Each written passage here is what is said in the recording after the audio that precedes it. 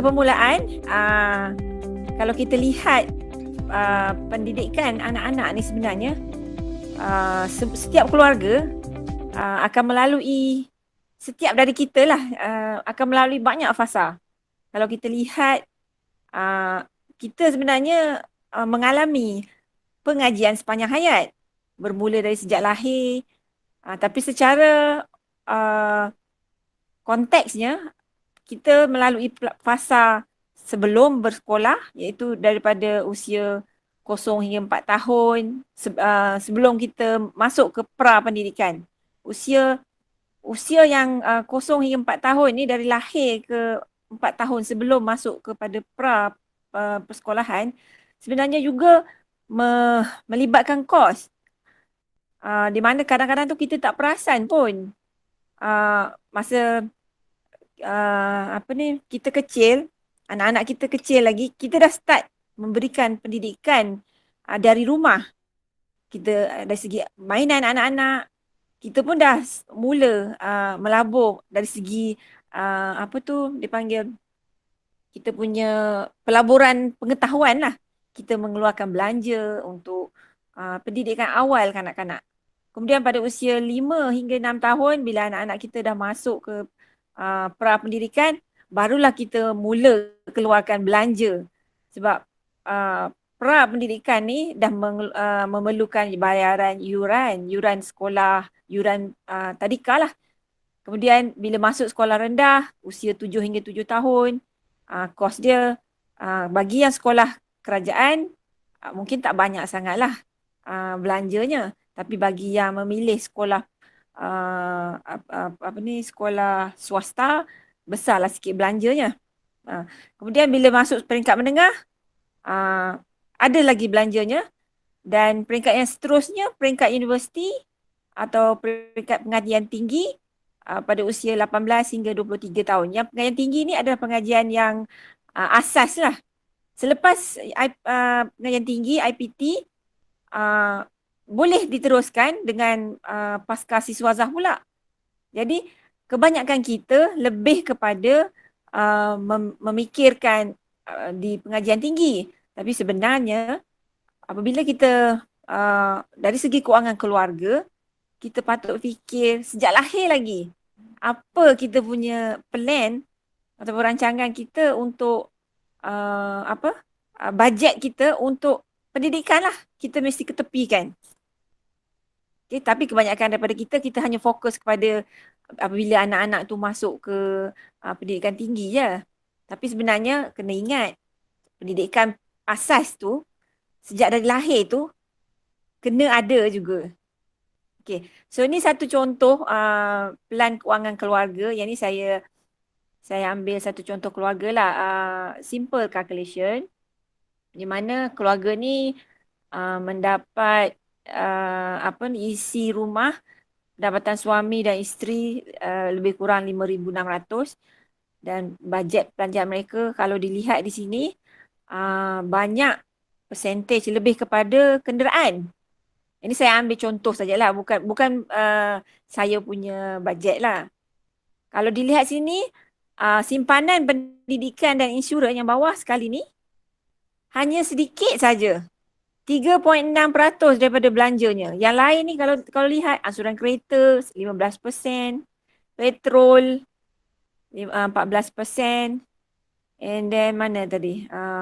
Penyelenggaraan kenderaan 7%.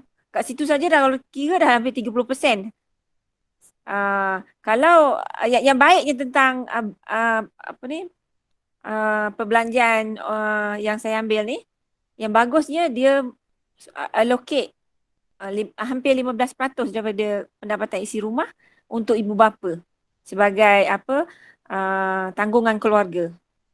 Cuma itulah di sini apabila kita ada bajet plan perancangan keluarga kita sendiri, kita kena fikir persoalannya berapakah kos kalau untuk education ni 3.6% ni mencukupi ke tidak. Sebelum kita tahu dia cukup ke tidak, kita kena tahu berapa sebenarnya kos pendidikan apabila anak-anak kita masuk ke institut pengajian tinggi. Dan kita kena fikir juga apakah option yang ada untuk kita menyimpan untuk persediaan anak-anak tu bila mereka memasuki pendidikan tinggi lah. Okay, kalau kita lihat even dalam teaser, dalam intro program keuangan pun ada forecast mengatakan setiap 10% increment every year dalam 7 tahun dia akan double dan jadi 4 kali ganda apabila tadi ada kan saya nampak. So memang betul lah. Dan kalau kita lihat kos pengajian di IPT, saya ambil jadual ni, saya search dan kalau kita tengok kat sini ada dua jenis IPTA, kemudian ada dua IPTS. IPTS yang pertama ni yang kolaborasi macam ataupun government link IPTS. Contoh macam Uniten, yang ni IPTS yang memang totally IPTS lah, Institut Pengajian Tinggi Swasta yang tidak mendapat support daripada government. Kalau dilihat kos pendidikan tu bergantung kepada bidang pengajian. Kalau dilihat sini pengajian perniagaan, undang-undang, kejuruteraan, pengajian perubatan lah yang paling tinggi. Okay. Sastra agak rendah lah berbanding. Dan kalau di luar negara, kosnya akan jauh lebih mahal lah berbanding dengan pengajian di IPT tempatan. Okay. So kalau oleh yang demikian, kesinambungan daripada kos pengajian tinggi ni, memang Keratan Akhbar 24 Jun 2019 memang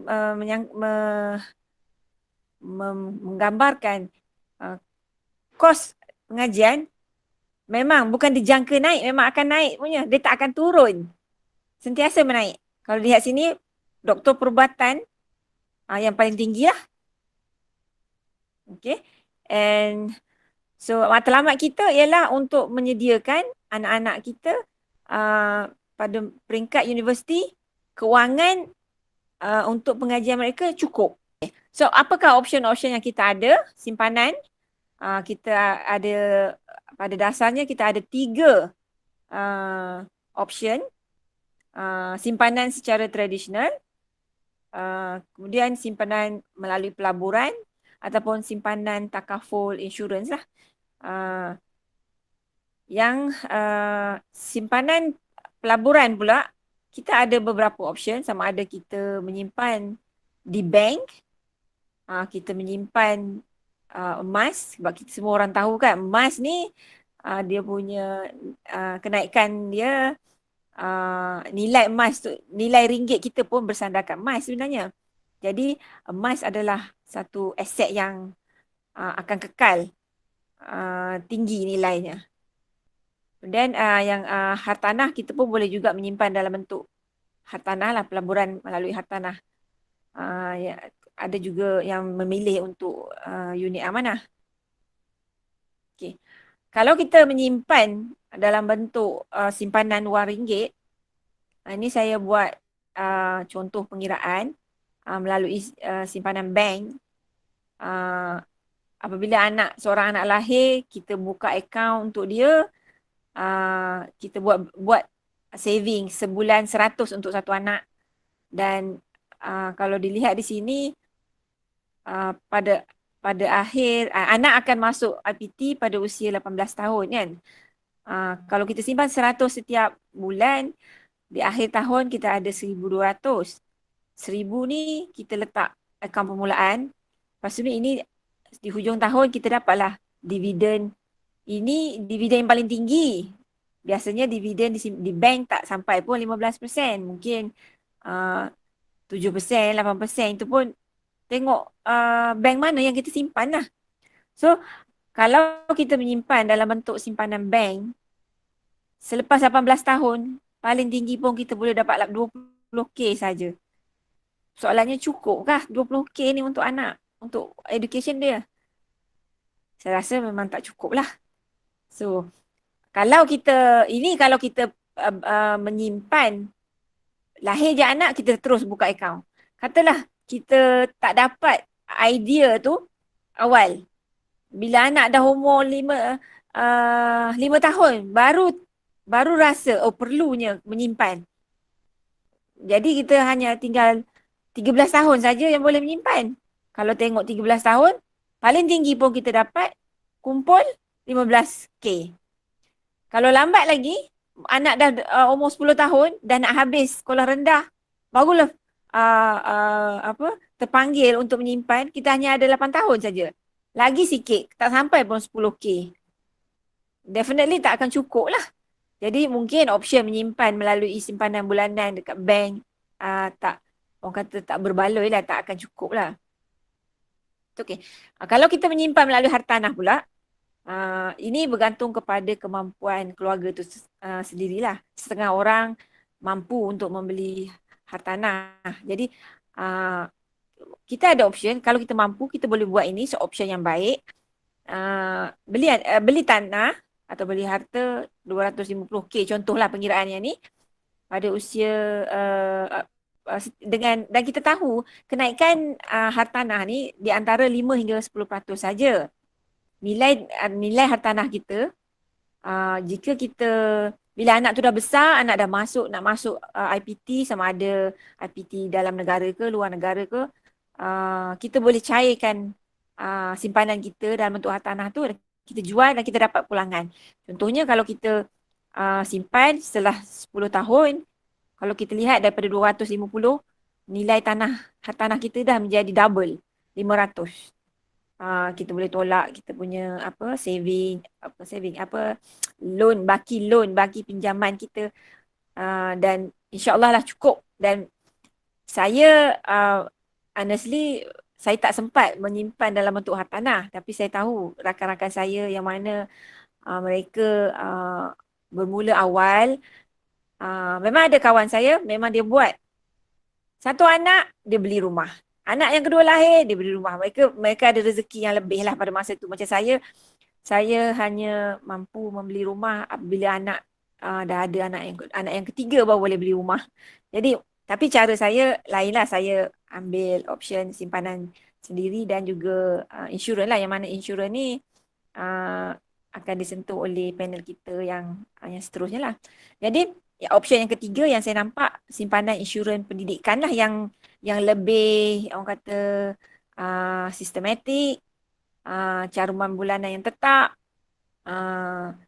dan yang pentingnya dengan simpanan insurans pendidikan ni, simpanan untuk pendidikan anak-anak tu lebih terjamin, di mana kita ada perlindungan terhadap pembayar dan juga perlindungan terhadap anak yang dibayar itu sendiri. Jadi saya tak nak sentuh detail lah sebab panel kita yang seterusnya nanti akan sentuh lah. Jadi apa yang saya kongsikan tadi sebenarnya adalah pencetus idea untuk kita memikirkan apabila kita nak menyimpan, kita kena ada pelbagai kaedah. Kita tak boleh letak, orang putih kata apa? Don't put all eggs in the same basket, right? Jadi kalau tak menjadi, kalau rosaklah semua telur tu. Apa yang saya bentangkan ni, rakan-rakan peserta yang lain dapat idea lah bagaimana kita, sebab apa yang penting bila anak kita lahir, kita kena fikir lah jauh ke depan. Bila dia nak masuk sekolah, masa prasekolah dia, masa sekolah rendah, sekolah menengah, sampailah ke universiti. Sebab sampai ke universiti, itu wajib ibu bapa yang menyediakan. Selepas di universiti, apabila mereka nak melanjutkan pelajaran ke pasca siswaza, terpulang kepada mereka.